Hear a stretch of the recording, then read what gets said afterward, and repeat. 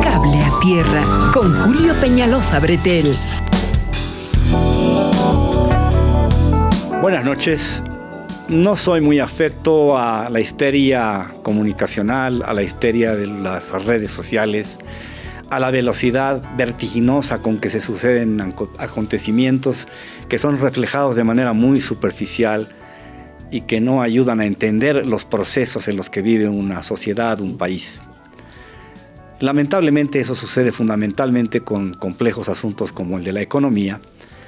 Y por eso esta noche vamos a hablar con el ministro de Planificación del Desarrollo, Sergio Cusicanqui, que nos va a explicar detenidamente, como le interesa a este programa, qué ha pasado con la economía boliviana, qué ha pasado con los créditos, con la exploración y la explotación de hidrocarburos, cómo ya somos más de 11 millones y fracción de ciudadanos y ciudadanas bolivianas a partir de un censo que creo que se realizó con todo éxito, cómo se combatió exitosamente la pandemia del COVID-19 el año 2021 y una serie de hechos que ya han pasado, que la gente los ha olvidado porque hoy día está enfrascada en el día a día, que la tiene en alguna medida agobiada por la falta de carburantes, por el problema del dólar y por el incremento de los precios en la canasta básica de alimentos. Vamos a hablar, como nos gusta en Cable a Tierra, con detenimiento, con precisión, con datos, con el ministro Sergio Cusicanqui, que en alguna medida nos ayuda a entender qué ha venido haciendo el gobierno del presidente Arce, por qué le ha puesto énfasis a la industrialización que no ha aprendido, no ha llegado en mensaje de la manera contundente en que supongo el gobierno hubiera querido que llegue a los ciudadanos y a las ciudadanas del país.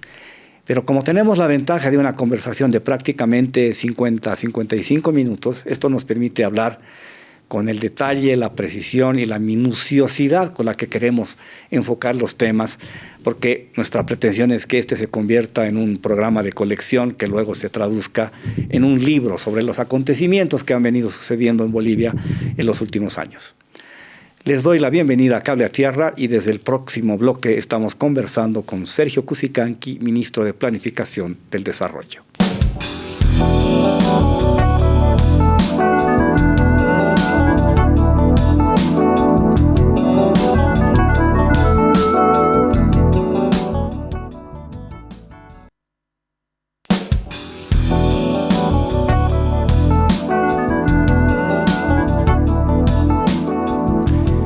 Doy la bienvenida a Sergio Cusicanqui, ministro de Planificación del Desarrollo del Gobierno del presidente Luis Arce. Ministro, bienvenido. Vamos a hablar de números. Yo de números no sé nada, así que me va a tener que explicar todo como si fuera un infante del kindergarten. Quiero comenzar preguntándole, bienvenido, ¿cuántos somos los bolivianos? Se hizo todo un lío con el tema de la realización del censo. Se lo politizó, se utilizó el censo para desestabilizar al gobierno, 36 días de paro en Santa Cruz, el gran protagonismo del gobernador Luis Fernando Camacho, el presidente del Comité Cívico entonces, Rómulo Calvo, le declaró a CNN que si no salían bien las cosas, el presidente tenía que irse, pero al final, por 20 días más, 20 días menos, se concretó el censo, se realizó y creo que los resultados han sido claros, aunque Santa Cruz pataleó después, pero ese pataleo duró muy poco y hoy día finalmente tenemos estos números que creo que ya nadie discute. Bueno, muy buenas noches, Julio, un placer estar aquí en el programa, en el canal. Evidentemente, ¿no? El año 2022 hemos tenido un conflicto muy grande por el tema del censo de población y vivienda, que como tú lo señalas, ha sido extremadamente politizado, un tema que es eminentemente técnico, como siempre lo hemos señalado.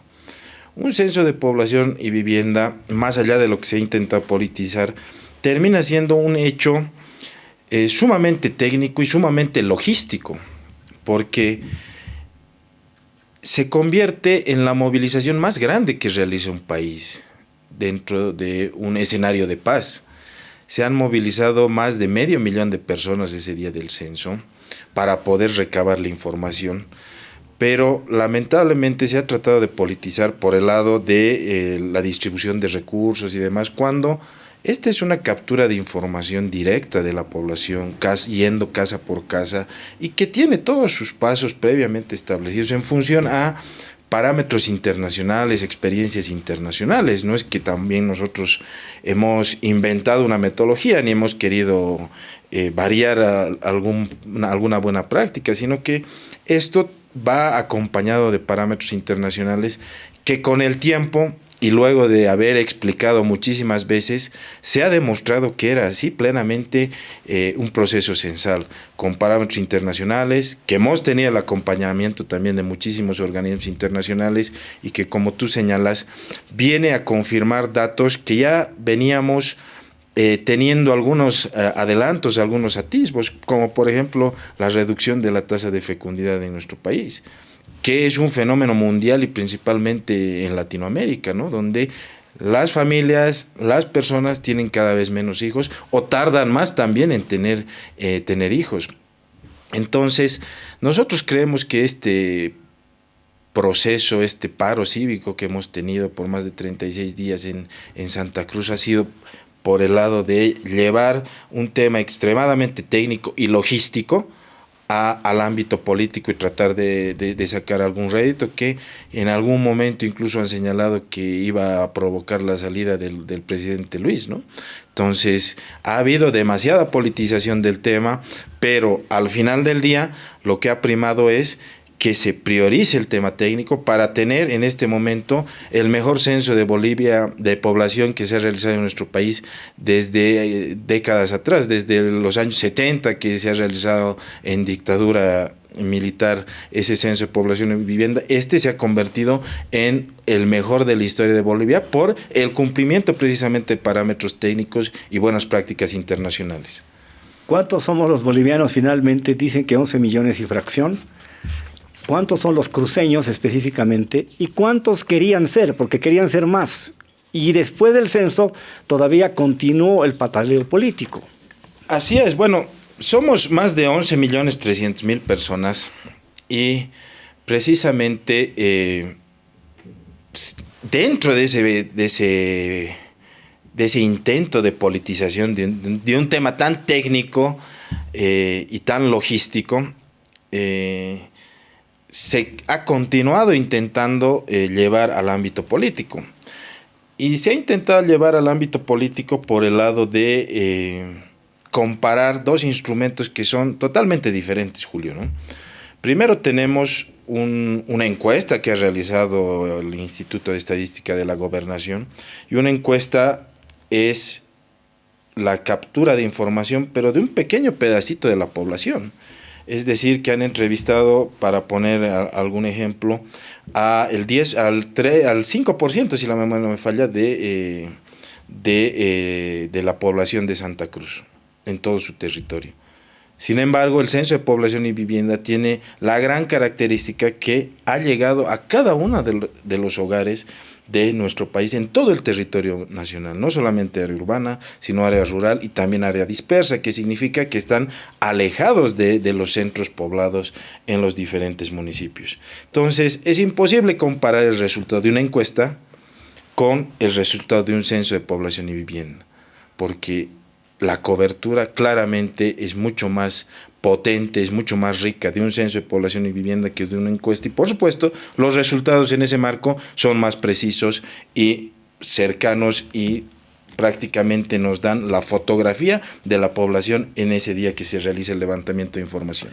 Finalmente, sobre el mismo tema, el censo termina siendo algo así como el mapa para el desarrollo o la planeación o la planificación estratégica del desarrollo del país en función de toda la información de la que se dispone con respecto de ciudadanos y ciudadanas bolivianas. Así es, Julio, es un instrumento fundamental en términos técnicos y para los, como se dice en términos de la burocracia y de las buenas prácticas, de los hacedores de política pública, ¿no? Porque en función a esos datos, lo que vamos a tener ya en el detalle que va a presentar el INE de no solamente el número de personas, porque el censo no solamente es contar cuántos bolivianos somos, sino cómo vivimos, nuestras características demográficas, cómo vivimos, cómo son nuestras viviendas, si tenemos acceso a servicios básicos, agua potable, energía eléctrica, permanente, de manera discontinua. Y eso, en base a eso, Julio, esa información, por supuesto, mucho más detallada y georreferenciada en en nuestros resultados del Censo de Población y Vivienda nos va a permitir, por ejemplo, focalizar de mejor manera políticas públicas para dotar de agua potable, de energía eléctrica, de servicios de internet, por ejemplo, mejorar también las viviendas, saber cuánto es el déficit habitacional también que tienen bolivianas y bolivianos, y de esa manera también focalizar políticas en cuanto a educación, al acceso a la salud también. Entonces, en base a la información que va a presentar el INE próximamente, se va a poder llevar adelante más y mejores políticas públicas en beneficio de la población boliviana, ¿no? La conexión del número de habitantes definido por el censo tendrá alguna relación con el nuevo padrón electoral. Están hablando, el Tribunal Supremo Electoral habla de casi 8 millones de ciudadanos, 2/3 partes de la población boliviana estaría habilitada en condiciones de participar en elecciones. Bueno, no tienen una relación directa, ¿no? El Censo de Población y Vivienda busca establecer cuántos somos, cómo vivimos, dónde vivimos y cuáles son nuestras necesidades, las condiciones en las cuales están nuestras viviendas, por ejemplo. Y en cambio el tema electoral tiene otra vinculación, incluso a la diferenciación entre edades. Aquí el Censo de Población y Vivienda calcula desde los más viejitos hasta los más jóvenes o recién nacidos que hemos tenido ese mismo día incluso, ¿no? Entonces son dos cosas totalmente diferentes, pero el censo obviamente nos da ya características demográficas de nuestra población que ya las iremos viendo también con mucho mayor detalle cuando el INE presente los resultados finales, ¿no? Pasemos al tema que vincula la política con la economía. Hay un momento, una especie de parteaguas fatal para el gobierno en el que en la Asamblea Legislativa Plurinacional el gobierno pierde la mayoría parlamentaria, pierde la gobernabilidad y por lo tanto la capacidad para tomar decisiones a partir de leyes que necesita aprobar el país para que el país siga funcionando. ¿Qué ha pasado desde ese momento y en qué consiste todo ese viacrucis que ya tiene más o menos 3 años? Con respecto de la no aprobación de créditos, que es un asunto que yo vivo en democracia desde el año 82, 85 y nunca había pasado que ni siquiera los gobiernos con dificultades por minoría tenían problemas para que los créditos que pedían ser aprobados se aprobaran. Hoy fue prácticamente una bandera y es, digamos, el caballo de batalla con el que Evo Morales y detrás de él Creemos y Comunidad Ciudadana han impedido que el gobierno, por lo tanto, pueda acceder a esos créditos que tenían tanta importancia o tienen tanta importancia para el país. Bueno, evidentemente nosotros por lo menos un par de años atrás ya venimos sufriendo un bloqueo en la Asamblea Legislativa por parte de algunos asambleístas vinculados con a la del señor Morales y de la derecha. Y eso, más allá de lo discursivo, ¿qué es lo que representa? Representa que se deja a un gobierno sin uno de sus brazos operadores dentro de lo que es de la política pública. Porque como tú bien lo señalabas, Julio, todos los gobiernos siempre han tenido acceso al financiamiento externo. Y es como si hubieran establecido esa estrategia primando intereses personales y políticos antes que los intereses del propio pueblo boliviano, de dejar al gobierno nacional solo por desprestigiarlo, solo porque se vaya debilitando paulatinamente, sin uno de los instrumentos fundamentales que tiene una economía, no solo la boliviana, sino cualquier economía en la región y en el mundo, tiene como uno de sus principales instrumentos el financiamiento externo. Es decir, nos han dejado peleando básicamente con una sola mano. En vez de tener los dos brazos para pelear, nos han dejado con una sola mano porque la otra la han atado. Esa es como la figura gráfica, digamos, de lo que está sucediendo. Y como tú lo señalabas, primero ha comenzado el año 2022 con un poco la ralentización de la aprobación de los créditos. Y después ya hemos pasado a la fase dura de este proceso, que ha sido ya la no aprobación de los créditos. Y como tú señalabas, aquí hay un gráfico bastante revelador que hemos tratado de mostrar cómo hemos tenido acceso al financiamiento externo. Y vemos que, por ejemplo, entre la gestión 2006 y 2009 se han contratado 52 operaciones crediticias. Gobierno de Evo Morales. Sí, correcto. Y por un valor de 2.216 millones de dólares. Cuando no había 2/3, cuando había una asamblea también fracturada o fraccionada, mejor dicho, creo que ese es el mejor término, pero igual han aprobado 52 operaciones de crédito. Entre el año 2010 y 2024 se han aprobado cerca de 90 operaciones de crédito por 4.891 millones de dólares.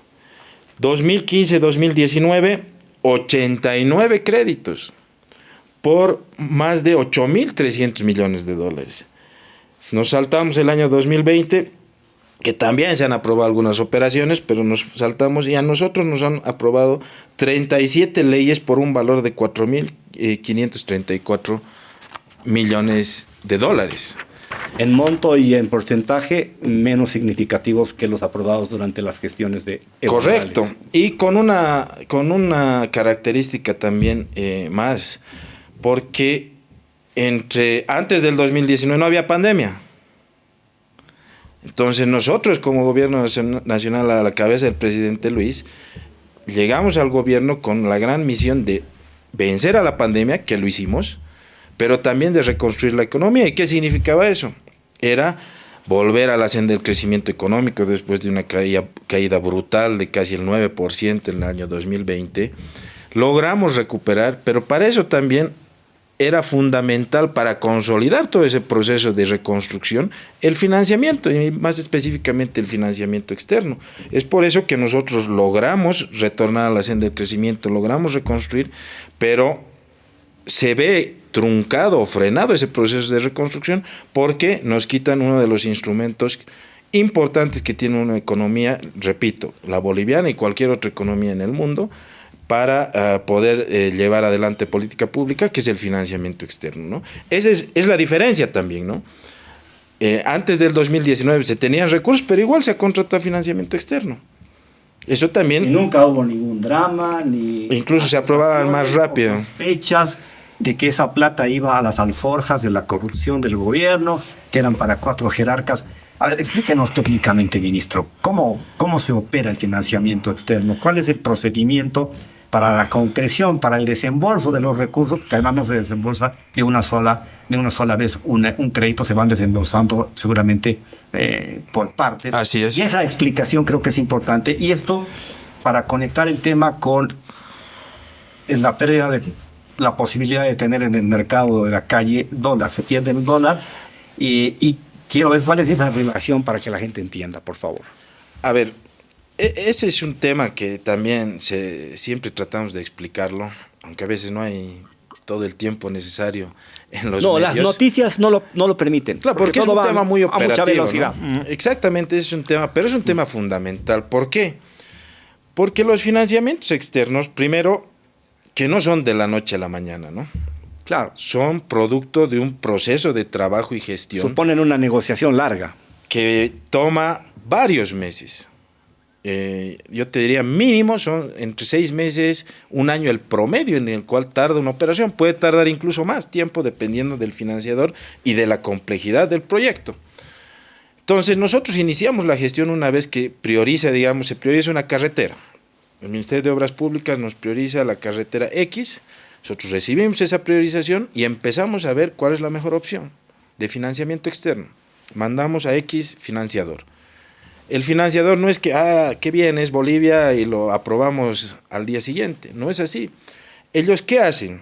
Ellos empiezan a evalúan el proyecto que hemos mandado.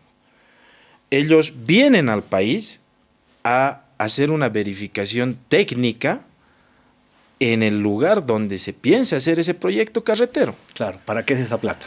Exactamente, son por lo menos 2 visitas técnicas que realizan los financiadores externos para comprobar in situ, como se diría, en terreno, el tema, la necesidad y la importancia del proyecto y la viabilidad también del proyecto, porque traen su personal técnico, ingenieros, pongamos en este ejemplo. Entonces, eso lleva varios meses. Pero paralelamente también, Julio, lo que hacen los financiadores es evaluar también la situación y la capacidad de pago de nuestro país, de un país. en este caso nuestro país, Bolivia, evalúan pues si va a poder o no va a poder cumplir las obligaciones que vaya a asumir. Entonces es un mix en una evaluación técnica sumamente dura y rígida, digámoslo así, y también una evaluación fuerte en términos financieros. Entonces se unen esas dos evaluaciones y después de esos 6 meses mínimamente es que podemos tener la posibilidad de entrar a negociar el contrato, que nos aprueben la operación, negociamos las condiciones financieras, negociamos la redacción del contrato en algunas cláusulas muy particulares y después recién estamos en condiciones, después de 6 meses o un año, de poder sacar el decreto supremo que autorice al ministro o a la ministra de Planificación a suscribir el contrato de préstamo. Después de un año que hemos recibido la priorización de esa carretera, estamos en condiciones de poder firmar ese contrato de préstamo. Firmamos ese contrato de préstamo, lo mandamos a la Asamblea, lo aprueba en condiciones normales, lo aprobaría la Asamblea Legislativa. La Asamblea Legislativa, una vez que lo aprueba, se promulga la ley y estamos en condiciones de iniciar la ejecución del proyecto. Pero no es que los recursos son desembolsados al día siguiente. Claro, y no llegan a la cuenta del ministro para que el ministro de libre disponibilidad empiece a gastar la plata como le parece. Porque así lo presenta cierta oposición. Por supuesto que no, porque primero que se van desembolsando en función al avance de la obra, es decir, primero se da un anticipo, ese anticipo lo descargan, tienen que descargar los ejecutores, en este caso la ABC, si hablamos de la carretera, dice gastado en 1, 2, 3, 4, 5, 6, 7, 8 ítems, y una vez que uno demuestra y el financiador verifica ese descargo, recién se puede proceder al segundo desembolso. Entonces, esos son los mecanismos de control. Se cumple una fase y una vez verificada que esa fase se ha cumplido, entramos a la siguiente. Si se puede gestionar si no se verifica eso, no hay podemos avanzar. No hay segundo desembolso. Exactamente. Eso es lo que sucede. Entonces, ahí vamos viendo que los propios organismos financieros tienen esos mecanismos de control. No es de libre acción o de libre disposición de los recursos. ¿Quién le está prestando plata a Bolivia en los últimos años? ¿Cuáles son los financiadores principales? Los principales financiadores son los multilaterales. Básicamente es el Banco Interamericano de Desarrollo, la Corporación Andina de Fomento, que son los dos principales financiadores, y después tenemos al Banco Mundial y Fomplata principalmente, ¿no? Y los monstruos China y Rusia que los utilizan también políticamente para decir que con ellos están haciendo los grandes negocios. ¿En qué quedan ellos? Bueno, con Rusia no tenemos operaciones importantes de financiamiento externo, si mal no recuerdo no tenemos ninguna operación vigente. En mi gestión, por ejemplo, no hemos firmado ningún contrato de financiamiento externo con Rusia.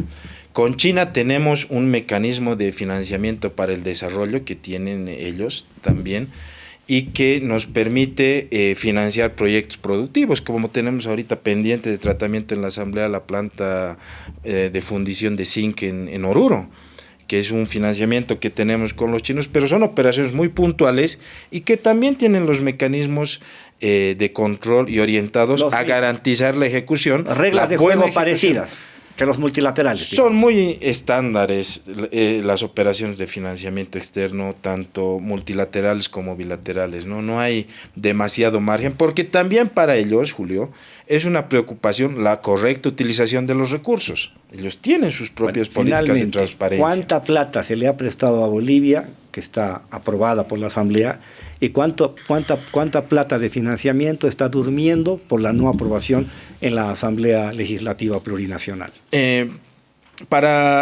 Dentro del gobierno del presidente Lucho nos han aprobado más de 4.500 millones de dólares y están pendientes más de 1.600 millones de dólares en la Asamblea. Era 1.800, me acuerdo, he bajado 200. Han bajado 200 porque se ha aprobado... O sea, a cuentagotas. Exactamente, se aprobó un crédito contingente del BID por 250 millones de dólares, por eso baja el monto, y ese crédito está orientado no para el gobierno del presidente Luis, ni para que nosotros podamos aplicar directamente.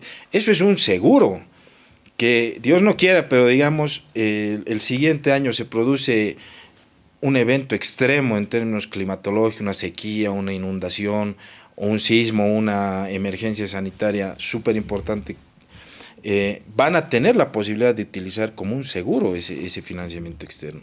Entonces, ese también es otro ejemplo de que los financiamientos externos van más allá de una gestión de gobierno. Y este en particular, que lo hemos gestionado... Este gobierno le va a dejar financiamiento externo al que venga. Por supuesto. Y eso es una herramienta, Julio, del BID que acabo de explicar, que no lo teníamos. ¿Qué significaba eso? Que pasaba algo y nosotros recién empezábamos a movilizarnos como país. ¿No éramos sujeto de crédito con el BID? No. Lo que pasa es que nunca hemos tenido esa previsión de tener un financiamiento como una especie de seguro para poder proteger y tener un financiamiento, recursos frescos rápidamente para afrontar una emergencia o un desastre que se pueda llegar a dar en el país, ¿no? Última pregunta sobre el tema. ¿Cómo incide el hecho de que no lleguen los créditos para que no hayan dólares? Sí, eso es lo que la gente sí. pregunta. Sí. A eso quería llegar cuando estaba explicando los desembolsos y eso es sumamente importante porque ¿qué significa que estén bloqueados? Primero, como siempre yo lo señalo, Julio, el principal perjudicado es el boliviano, la boliviana que se va a beneficiar de un financiamiento externo. ¿Por qué? Porque no se le va a construir la carretera, no va a tener acceso a agua potable, no va a tener acceso a riego, o como en el caso de la ciudad de La Paz, no va a poder ampliarse la línea café del teleférico que llega a la populosa zona de Pampagas y aquí en la ciudad de La Paz. Entonces se le cuarta el poder mejorar sus condiciones de vida, tener un mejor transporte público, un transporte más seguro en las carreteras. Ese es el primer gran efecto que se tiene dentro de nuestro país. Pero en términos financieros lo que sucede es que, como no se tiene aprobado, no se inicia la ejecución y no llegan las divisas externas. No llegan las divisas a nuestro país, no se inyectan esas divisas. ¿Por qué? Porque en la mayoría de los casos, nuestros proyectos son ejecutados con mano de obra nacional, tienen un componente importado, por supuesto, pero en su mayoría los gastos se realizan en moneda nacional. Claro. ¿Y qué significa eso? Que entran las divisas, es decir, los dólares, se quedan en la economía boliviana, pero al ejecutor le damos para que ejecute el proyecto en bolivianos. Y esos dólares empiezan a circular en el Esos mercado dólares interno. se quedan en la economía, se quedan para poder atender las obligaciones también del pago de deuda externa, la importación de combustible, por supuesto, y otras obligaciones que tenemos con el exterior. Pero, paralelamente, en boliviano se le otorga al ejecutor y el ejecutor empieza a construir la carretera, construir el sistema de agua potable o el proyecto que estemos llevando adelante. Bien. Y ese es el efecto económico que implica el bloqueo de la Asamblea del financiamiento externo en estos momentos. Bien, vamos a hacer una pausa y la primera conclusión es que nunca antes, que yo recuerde, una Asamblea Legislativa Plurinacional trancó el funcionamiento del país de manera tan eficaz y tan exitosa desde el punto de vista del boicot político. Vamos a la pausa.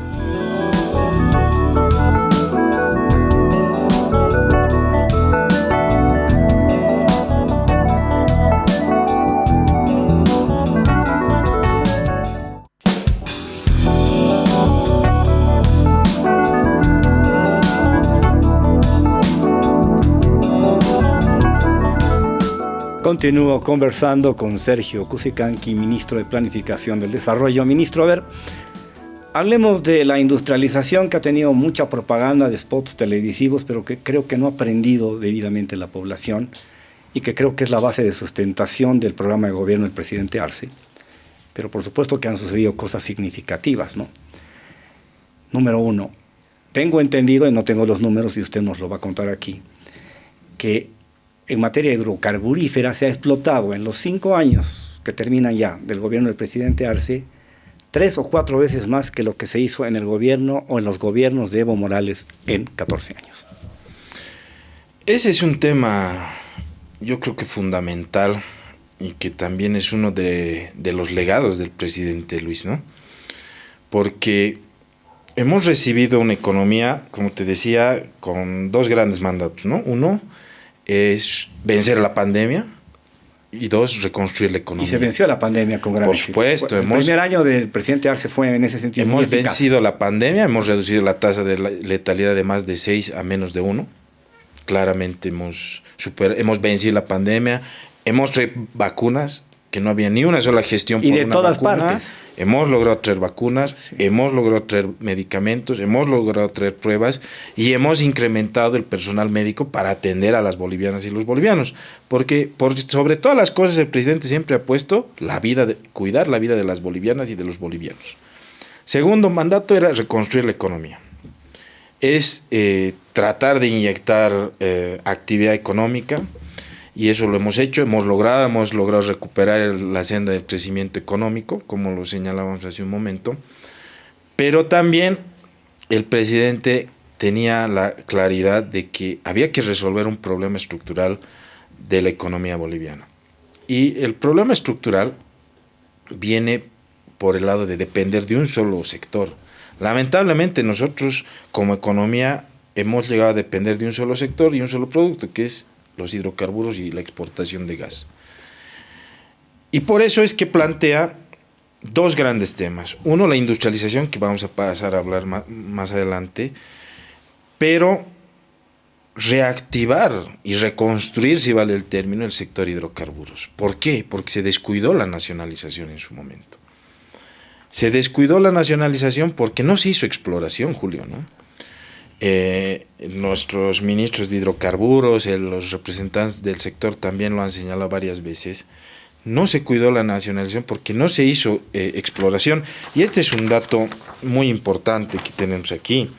Este es el dato que tiene el Ministerio de Hidrocarburos. Entre 2010 y 2019, YPFB tuvo 7 pozos aprobados de exploración, de los cuales ejecutó 4 pozos. Y todos lamentablemente con resultados negativos. ¿De qué año a qué año, perdón? Del 2010 al 2019. 9 años. Sí. Solo eso. 7 pozos aprobados, 4 ejecutados y los 4 con resultados negativos. ¿Qué ha hecho el presidente? 0 hallazgos. 0 hallazgos. ¿Qué ha hecho el presidente? Un plan de reactivación de la exploración. Entre 2021 y 2024 se han aprobado 26 pozos, de los cuales 16 pozos ya han sido ejecutados. O sea, solamente con los ejecutados ya tenemos una diferencia sustancial, 4 veces más de lo que se ha hecho en 10 años, entre 21 y 24 solamente. Y de esos... Se ha hecho más en 5 años que en 10 previos. Exactamente. Y de esos ya tenemos 17... tenemos dos grandes resultados positivos. Churumas, en Tarija. Y el segundo gran resultado positivo, Julio, es claramente el Pozo Mayaya en el departamento de La Paz. Que ese es muy grande, ¿no? Es un megacampo, tiene 1.7 TCFs. 1.7 TCFs que van a recuperar las reservas de gas de nuestro país. Y por lo tanto nuestra capacidad exportadora va también a tener una subida significativa. Ahora, por supuesto, eso no es de la noche a la mañana. No va a pasar hoy día. No va a pasar ni el próximo año. Ni el próximo año, lo más probable es que sea hacia el 2027.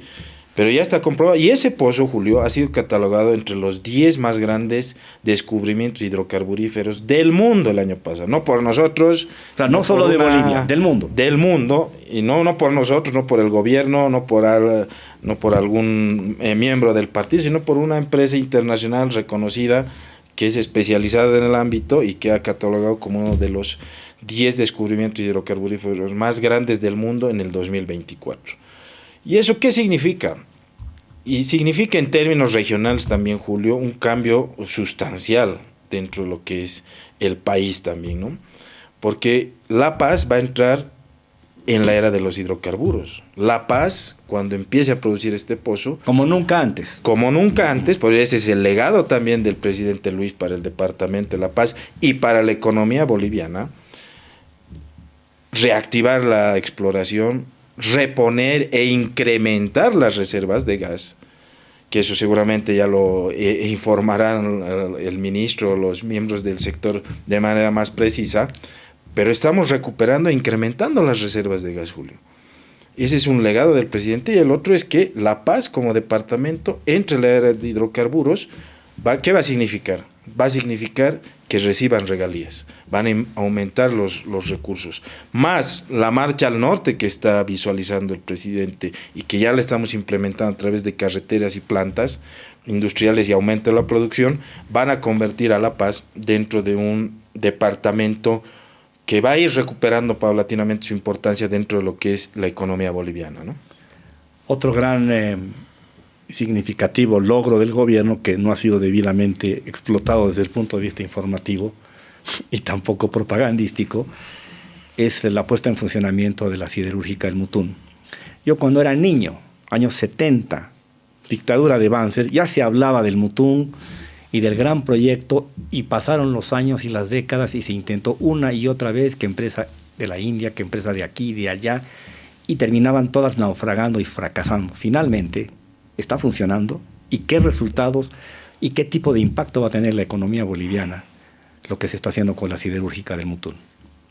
Ese es uno de los resultados palpables de la industrialización, ¿no? Y como tú lo señalabas, Julio, es un anhelo de décadas de Bolivia, pero fundamentalmente del departamento de Santa Cruz. 6, 7 décadas, fácilmente. Por lo menos. Fácilmente. Por lo menos. Y eso demuestra también cómo se ha ido dejando de lado durante esas 6 o 7 décadas el desarrollo productivo y la industrialización en nuestro país. Cuando se ha demostrado, a través, estamos convencidos nosotros, por eso uno de los horizontes fundamentales del presidente Luis y del gobierno ha sido la industrialización. Se ha demostrado en la actual gestión que con decisión política se puede llevar adelante un proceso de industrialización y que también muestre el horizonte a el sector privado para que pueda acompañar este proceso de industrialización, porque la única manera de resolver nuestros problemas en términos económicos y sociales es produciendo más y mejor e introduciendo permanentemente mejoras en la tecnología. Entonces, el Mutún representa eso, representa un resultado palpable del proceso de industrialización, representa la concreción de un anhelo de décadas del departamento de Santa Cruz y del pueblo boliviano, y que sumado a otras plantas también van demostrando que el proceso de industrialización se va alcanzando paulatinamente, y por supuesto el siguiente gobierno debería continuar con ese proceso de industrialización. ¿Por qué? Porque representa también fuentes de empleo, más ingresos para el sector público, y de esa manera seguramente el nuevo gobierno podrá también llevar adelante otras políticas públicas, ¿no? En ese contexto, sobre todo los neoliberales critican el hecho de que el Estado esté prácticamente en todo. Dice, ¿qué hace el Estado fabricando vidrio o produciendo miel de abeja, por decir algo? ¿Por qué ese tipo de actividades productivas no se las deja a la iniciativa privada? A ver, en el contexto del modelo, ¿qué tamaño debe tener el Estado? ¿Qué tamaño debe tener el mercado? ¿Y cómo deben repercutir los dos en la sociedad? Bueno, comenzando, es muy conceptual, ¿no? Comenzando por el final, siempre debería haber pues una complementación entre sector público y sector privado.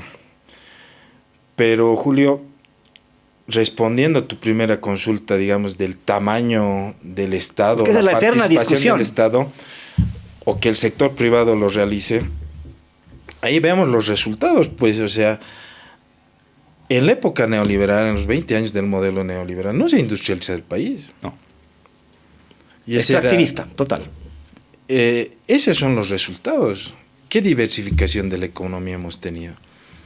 Más bien desde el 2005, desde el 2006 hemos empezado a incrementar producción, y ahora principalmente a la cabeza del presidente Luis hemos tenido un enfoque sumamente productivo, porque estamos convencidos de eso, que tenemos que producir desde alimentos para abastecer y exportar, abastecer al pueblo boliviano y exportar, hasta industrializar, porque estamos convencidos que la diversificación de la economía nos va a permitir resolver nuestros problemas económicos y, por supuesto, mejorar las condiciones de vida de la población. Los resultados del modelo neoliberal no nos han dado un país más industrializado, y por eso también se pueden explicar. Y por lo tanto no han generado fuentes de trabajo ni cosas por el estilo. Y a eso me voy, y por eso también se pueden explicar todas las revueltas sociales que se han empezado a tener desde principios de los años 2000, desde principios de este siglo. Entonces, Por eso te decía hace un momento que el Estado es el que en este momento está llevando adelante el proceso de industrialización, pero claramente debería ser complementado y acompañado por los municipios, por las gobernaciones, pero también por el sector privado, ¿no? Ahí, al final de cuentas, tiene que haber una complementación, pero lamentablemente en estas circunstancias el Estado es el que tiene que liderar este proceso de industrialización para mostrar el camino y de esa manera demostrar que también el Estado puede estar en el ámbito industrial, en el ámbito productivo, ¿no? Sobre el litio, muy puntual, me da la impresión de que el timing del gobierno no ha funcionado muy bien y las cosas finalmente están llegando a prácticamente resultados poco significativos. ¿Cómo se reconduce el tema del proceso de la industrialización del litio y las relaciones sobre todo con los inversionistas extranjeros? Bueno, el tema del litio creo que tiene, más allá del timing, que podemos discutirlo, pero tiene un problema común con los financiamientos externos, no está dentro del bloqueo de la Asamblea, del bloqueo económico de la Asamblea Legislativa, creo yo, porque dadas las circunstancias de la Asamblea es muy poco probable que si se hubieran mandado un año antes igual lo hubieran aprobado. Pero bueno, estamos en las actuales circunstancias. Nosotros creemos que lo más importante es poder mantener, digamos, un modelo de industrialización del litio, que es lo que ha tratado también el sector de mantener eso, en el cual el Estado sea el más beneficiado, ¿no? Que precisamente los beneficios de esa industrialización se queden en el país, ¿no? Y no sea simplemente otorgar al ámbito privado, a las transnacionales, la explotación y que se queden algunos resabios, digamos, de esta explotación, antes, ¿no? como ha sido en los 20 años desde 1985-86, ¿no? Entonces, yo creo que eso es lo fundamental, pues, y eso también va a ayudar y está dentro del proceso de industrialización que necesita nuestro país para precisamente diversificar y no enfocarnos solamente en gas o en litio, sino tener otros sectores, otros productos que nos permitan tener más fuentes de ingreso y de esa manera no depender de un solo sector, ¿no? Con todo lo que nos acaba de explicar, ministro, el gobierno de Luis Arce no está dejando el país en cero y el que venga, sea neoliberal o continúe el proceso que lleva adelante el movimiento al socialismo, no va a comenzar de cero. Está claro que no. Nosotros estamos convencidos de porque hay esa manía, ¿no? Esa tendencia, ahora hay que hacer todo de nuevo porque esto no hicieron nada o lo hicieron muy mal. Ese es un tema, un mal muy nuestro. Sí, muy nuestro. Que se va repitiendo cuando hay cambio de gobierno. Nosotros hemos encaminado un proceso de industrialización que estamos convencidos de que es el camino para resolver los problemas de la economía.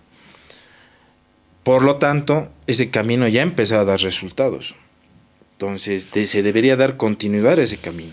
Por supuesto, mejorar algunos aspectos que vean por conveniente mejorar, pero el horizonte de país siempre debería ser la industrialización.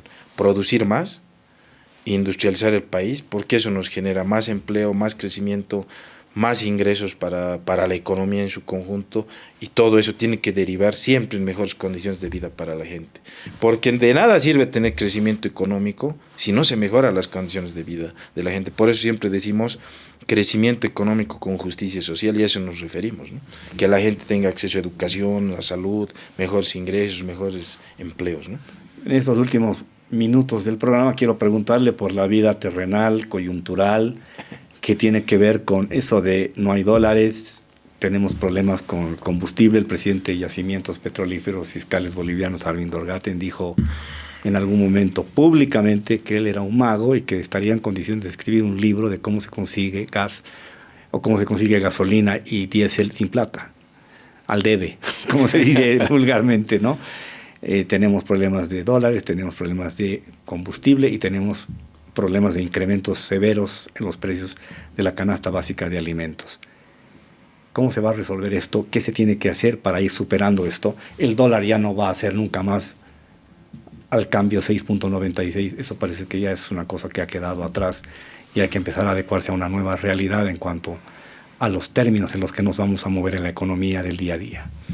Bueno, evidentemente esos son los principales problemas que tiene la economía boliviana y que estamos experimentando todas las bolivianas y los bolivianos, ¿no? En la dotación de combustible y el tema del dólar y del tipo de cambio. Pero esos temas tienen su reflejo, como tú señalabas, Julio, en el tema de la inflación, por ejemplo. Pero si nosotros juntamos los problemas y nos vamos a las posibles soluciones, y que nosotros lo hemos señalado también, están vinculadas al bloqueo económico que hay en la Asamblea Legislativa. Porque si se hubieran aprobado en su momento, o como se podría haber esperado que se aprueben los financiamientos externos, el flujo de dólares hubiera sido más continuo y en mayor cantidad para afrontar de mejor manera la si se actual hubieran coyuntura. aprobado los créditos en este momento no tendríamos un dólar en 15, 16 bolivianos. Correcto. Muy probablemente. Muy probablemente. Y eso nos lleva al problema que nosotros también, y que el presidente también lo ha denunciado en varias oportunidades, ¿no? Se ha tratado de asfixiar la gestión económica del gobierno, priorizando el ataque al presidente o al gobierno antes que los posibles efectos que pueda llegar a tener dentro de la economía para las familias bolivianas. Nosotros como gobierno nacional estamos trabajando para poder afrontar esta actual coyuntura, que es difícil, es compleja. Lo han señalado también el propio presidente de Yacimientos. Estamos despachando combustible al 100%, pero no se eliminan las filas. Ya se ha vuelto como crónico. Han disminuido las filas. Pero siguen existiendo. Siguen existiendo, un poco más, un poco menos en algún lugar o en otro. Fluctúa, pues. Fluctúa. Pero para eliminar las filas necesitamos despachar al 110, 120%, como lo hace el presidente de Yacimientos. Pero nosotros estamos haciendo los esfuerzos para poder dotar precisamente con los instrumentos y las armas que tenemos a disposición como gobierno para poder precisamente atender. Pero la situación es difícil también, como lo ha señalado el propio presidente, ¿no? Pero nuestra responsabilidad es luchar contra eso. Y ahí yo quería ir y comentar un tema que ratifica lo que señalamos. Tú ves a los candidatos en esta época electoral y todos te dan la misma solución. Es recurrir al financiamiento externo. Endeudamiento, claro. Más, menos, con de matices. uno u otro. Unas fuentes, otras fuentes. Más, menos, desde 2.000 hasta 12.000 millones de dólares, he escuchado en algunos casos. Pero todos van a recurrir al financiamiento externo. Y es precisamente lo que nosotros y el presidente viene señalando hace más de 2 años. La importancia del financiamiento externo para poder sobrellevar esta coyuntura que está vinculada al proceso de industrialización. ¿A cuánto asciende el monto de la deuda externa y si se honra mensualmente como pregunta entre paréntesis? Bueno, y ese es un dato importante que te voy a dar. La deuda externa está alrededor de 13.500 millones de dólares al mes de mayo, si la memoria no me falla. Julio. No se ha incrementado demasiado. No, no se ha podido. Te quiero dar un dato. Entre 2023 y 2024, la deuda externa se ha reducido en términos nominales, de 13.500 a 13.300 millones de dólares. Pero nadie habla. Claro. Nadie habló del dato de 2023 a 2024. Y por supuesto no basta con mirar los números nominales, porque hay que considerar también que para esos 13.000 millones la economía boliviana en su momento ha llegado a superar los 40.000 millones de Producto Interno Bruto, que es así como se tiene que ver el peso, ¿no? No sirve, no es lo mismo que una persona que gana 1.000 deba 500 bolivianos que esa otra persona que gana 10.000 deba esos mismos 500 bolivianos. Exacto. El peso relativo es diferente, por eso hay que verlo respecto al producto. Entonces no solo es suficiente ver el tema nominal, pero ese dato, por ejemplo, que te doy de haber reducido la deuda externa entre 2023 y 2020, es llamativo. Pero la gente no lo sabe. Además, a la gente esos temas macro no le interesan mucho. Eso también es cierto. El día a día, ¿no? A la gente, a mucha gente, el día a día la agobia, ¿no? La agobia. Correcto, eso sí. También es cierto. Son temas muy grandes y también es cierto que a la gente y a todos nos interesa en el día a día resolver nuestros problemas, ¿no? Y esa es la realidad, ¿no? Última pregunta, y tiene que ver con una experiencia que creo que para ustedes va a ser siempre un motivo de recordación crítica. ¿Cómo es posible que la política pueda entorpecer a la economía? ¿Cómo un boicot político puede dar lugar a que unas políticas económicas no puedan prosperar, no puedan funcionar, no puedan fluir? Eso es lo que ha pasado a partir de la ruptura de la bancada, de la pérdida de la mayoría parlamentaria al gobierno del presidente Arce. ¿Será un buen justificativo o pretexto? ¿O hay algunas cosas que creen ustedes que no hicieron y que pudieron haber hecho? Bueno, por supuesto que no hay muchas cosas que seguramente se pudieron hacer mejor, ¿no? Eso ya podamos tener otro encuentro para poder evaluar de manera más detallada, ¿no? Sí. Siempre hay cosas por mejorar, eso también está claro. Seguramente podríamos haber hecho o tomado otras medidas o haber tomado otro tipo de decisiones en su momento. Pero claramente lo que ha sucedido con esa ruptura, con ese bloqueo en la Asamblea Legislativa, el bloqueo económico que hemos sufrido, ha sido un aspecto fundamental. Antes de olvidarme, a propósito de lo que dice, ¿cuánta plata perdió el país con los bloqueos, las marchas y la paralización del país en distintos momentos de esta gestión del presidente Arce? Ustedes han hecho una cuantificación, supongo. En el Ministerio de Economía. Porque ese bloqueo de la Asamblea también se traslada a las calles, ¿no es cierto? Y a las carreteras. Claro, se ha trasladado, porque no solamente ha sido el bloqueo en la Asamblea, sino que ha sido también el bloqueo en las carreteras. Si la memoria las pérdidas deben ser son muy importantes. Cientos, incluso han debido superar los $1.000 millones en todos los bloqueos, ¿no? El año pasado, si la memoria no me falla, mejor dicho, las pérdidas superaban cientos de millones de dólares, ¿no? De los más de 30 días de bloqueo que se han tenido. Pero no es que termine el bloqueo y ya no hay efectos, porque los efectos del bloqueo del año pasado, valga la oportunidad de comentar, Julio, son como las réplicas de los terremotos. Han continuado afectando claro. Este año, por ejemplo, en el precio del pollo. Porque como habían los bloqueos, no se han podido cargar la cantidad de pollitos bebé que se necesitaba para tener 45 días después la producción de pollo. Y eso se va jalando, no es que se resuelve, no es como prender y apagar la luz. Es un proceso, o sea, se va teniendo repercusiones que se van arrastrando en el tiempo, ¿no? Pero eso obviamente nosotros lo podemos explicar, pero la gente es la que va asumiendo también esos efectos y por supuesto son difíciles de trasladar hacia la población que vive el día a día y que está enfocada en resolver los problemas diarios, ¿no? Conclusión, el boicot político liderizado por Evo Morales contra el gobierno del presidente Arce ha gravitado y ha incidido de una manera determinante en el buen rendimiento o en los resultados que haya podido generar el gobierno en este tiempo y pudieron haber sido mejores si eso no sucedía. Es correcto, yo coincido en esa síntesis que tú realizas, Julio. Y los números también lo demuestran. Hasta el 2023 estábamos con un crecimiento importante y a pesar que ya teníamos ciertos ataques ya más focalizados a la economía, pero a partir del final de 2023 y principios del 2024 se intensifica el bloqueo, se agudiza el bloqueo económico y también el bloqueo de carreteras y por supuesto han dado un duro golpe a la economía boliviana en lo macro, pero creo que fundamentalmente para las familias más pobres, ¿no? Bien, muchas gracias, ministro, por su tiempo, por toda esta explicación.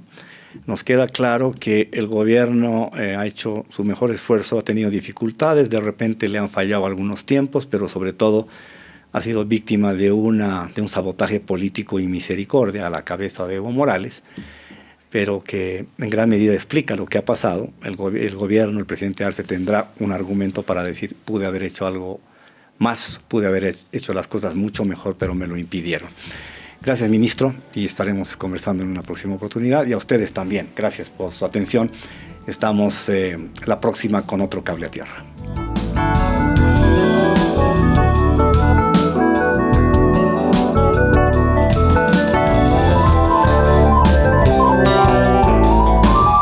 Cable a Tierra. con Julio Peñalosa Bretel.